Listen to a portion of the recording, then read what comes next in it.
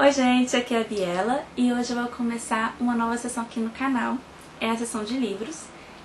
Eu costumo ler bastante livro de mistério, terror e temas mais assim. E durante essas leituras desses temas eu também costumo intercalar com livros de temas mais leves, para deixar a leitura um pouco mais calma. Então eu vou fazendo as resenhas tanto dos livros de terror, que são a maioria, de suspense, mistério, assim, e dos livros que são de outros gêneros que eu uso só para limpar a mente. O mês de outubro é muito interessante pra mim porque é um mês que todo mundo empolga pra ler livro de terror, todo mundo lê bastante, vê muita coisa assim. E esse mês, infelizmente, eu quase não li nada, ainda mais de terror, porque eu já tinha lido todos os livros que eu já tinha pensado em ler durante o ano. E chegou outubro, eu fiquei assim meio sem saber o que eu ia ler. E até comecei a reler um dos livros que eu li ano passado. Então, se vocês tiverem sugestões interessantes pra mim, podem deixar, por favor. Eu gosto muito de sugestões. Até porque eu não procuro muito, eu vou lendo assim, sabe, o instinto vai levando, eu não costumo procurar muita coisa, então se vocês souberem, eu vou agradecer bastante. Então, o primeiro livro que eu vou falar vai ser um dos livros que eu mais gostei de ler esse ano, que é A Menina Submersa, da Caitlin R. Kiernan. Eu li esse livro tem alguns meses já, a minha história com esse livro realmente começou na hora que eu vi ele na livraria, porque já na hora que eu vi essa capa eu fiquei muito curiosa com que tipo de livro isso aqui seria. É claro que já dava pra sentir que era algo mais misterioso, algo mais sombrio, e não ter nem o título nem o nome de ninguém aqui na capa, isso é só minha curiosidade, eu realmente fiquei curiosa. E ele tava todo embalado em plástico, então não tinha como eu abrir pra saber o que era e tal, e eu fiquei assim, ai meu Deus, eu quero, o que eu faço, assim, será que eu levo, e se eu levar um livro que eu não vou gostar nem nada? Mas aí eu cacei na mesma prateleira e eu vi que essa edição especial, né, de A Menina Submersa, e aí eu achei a edição normal, eu li a resenha não, a sinopse que tem atrás, e aí eu vi que realmente era o tipo de livro que eu vou gostar de ler. Então, assim, basicamente a capa desse livro representou o que a resenha, o que a sinopse do livro é, na verdade, porque ela tem uma aura, assim, de segredo, de diário, de algo pessoal, algo mais íntimo, e realmente esse livro fala muito sobre isso, né? É até legalzinho aqui que na lombada é como se fosse uma fechadura, realmente é como se fosse uma caixinha, assim, onde você guarda coisas que talvez poucas pessoas saibam que você guarda ali. Eu senti que esse é o caso desse livro. A personagem principal é a Imp, na verdade o nome dela é India Morgan Phelps, mas ela, a maior parte do livro ela vai ser tratada como Imp, que é o apelido dela.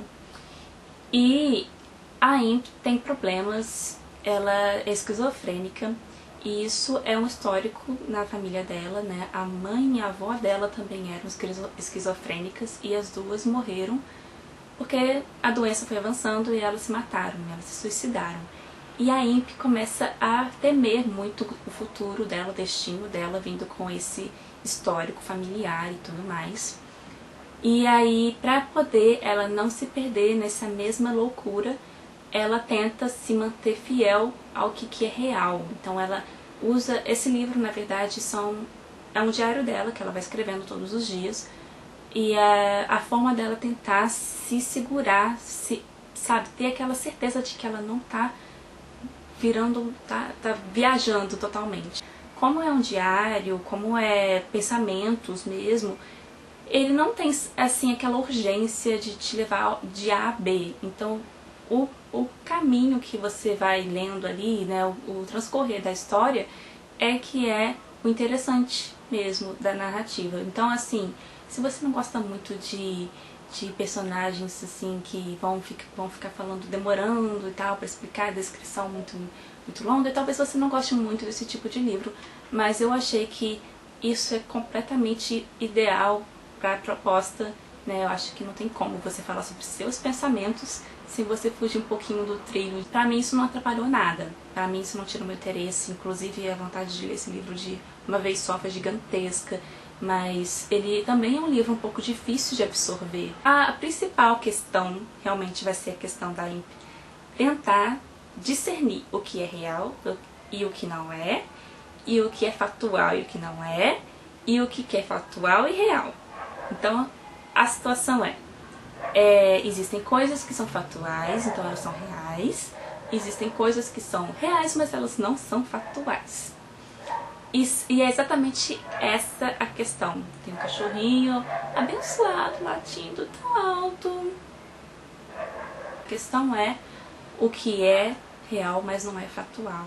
Então ela tem muito medo dessas coisas, porque isso vai acabar levando ela pro delírio. O que eu achei mais interessante, assim, que mais me prendeu nesse livro, é que realmente a gente acaba meio que perdido junto com ela. Primeiro porque você só tem o ponto de vista dela, né? Então você não sabe exatamente, você tem que interpretar muita coisa, claro. E segundo porque a autora, ela inseriu vários elementos durante o livro que podem ou não ser factuais, e você não sabe exatamente, a não ser que você pesquise. Por exemplo, tem dois artistas no livro que vão ser essenciais, assim, que vão fazer toda a diferença na vida dela, da Imp. E eles têm duas obras também que vão causar um impacto muito grande, que vão levar ela a pensar muita coisa. E essas obras são muito bem descritas no livro. Então, quando eu li, eu realmente achei que isso fosse uma obra. Eu fiquei até assim, meu Deus, eu preciso ver esse quadro, meu Deus do céu. Mas quando eu fui pesquisar depois, eu vi que eles são inventados pela autora. Então, assim, tem coisas que você acaba confundindo. Existem coisas realmente que você acaba vendo assim que acabam misturando de uma forma tão interessante com a narrativa que você se sente mais dentro ainda do universo da Imp.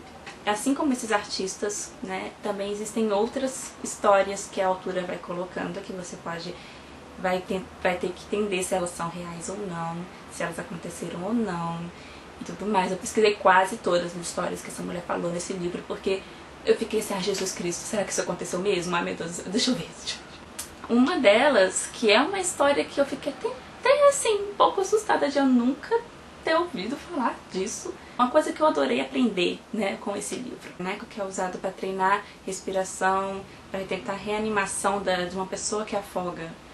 Eu não sei o nome desse boneco, desse manequim, em português. Eu pesquisei e parece que o nome dele é algo tipo Ressuscien. Socorro! Vou colocar a fotinha dele aqui, bem legal, para vocês saberem o que eu tô falando. E esse boneco tem uma história, olha que coisa. O rosto dele tem uma história, né? É baseada numa lenda urbana, né? Sobre uma menina que se afogou na França. Também seria um caso de aparente suicídio. E o nome dessa história, dessa lenda urbana, também é francês, gente, vocês vão perdoar meu francês inexistente. Mas é algo tipo Un connu de la Cime, algo assim.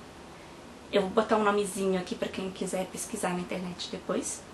E eu não vou contar a história aqui, porque senão, né, não é necessário, na internet tem tudo e tal, você pode saber. Mas o que é importante pra mim, pra contar aqui agora, é que essa história existe mesmo, assim, a questão do boneco ser, o rosto dele ter sido baseado numa história provavelmente fictícia, mas que virou uma verdade, porque no final das contas todo mundo comentou sobre essa tal menina afogada, todo mundo, sabe, a Paris inteira soube do que isso representava, e aí acabou virando inspiração para poder construir esse manequim de reanimação. Uma forma de entender mais ou menos o que acontece nesse livro também. Existem vários elementos que você vai encaixar assim, e você vai perceber que eles fazem um certo diálogo, e isso vai te deixando